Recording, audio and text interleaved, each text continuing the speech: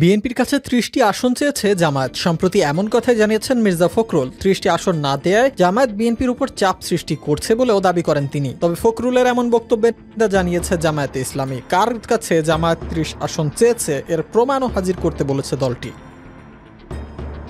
এ প্রসঙ্গে জামায়াতের secretary general মিয়া গোলাম পরোয়ার এক বিবৃতিতে বলেন, সম্প্রতি কলকাতা থেকে প্রকাশিত দৈনিকে বিএনপি মহাসচিব মির্জা ফখরুল জামায়াত সম্পর্কে যে বক্তব্য দিয়েছেন তা আমাদের দৃষ্টিগোচর হয়েছে। এ ধরনের সম্পূর্ণ অসত্য ও প্রতিহিংসাপরায়ণ বক্তব্য মির্জা ফখরুল ইসলাম আলমগীরের মতো প্রবীণ রাজনীতিবিদ দিয়েছেন তা বিশ্বাস করতে আমাদের কষ্ট হয়। এই বক্তব্যের সাথে সত্য ও শিষ্টাচারের কোনো মিল নেই বলেও উল্লেখ করেন তিনি।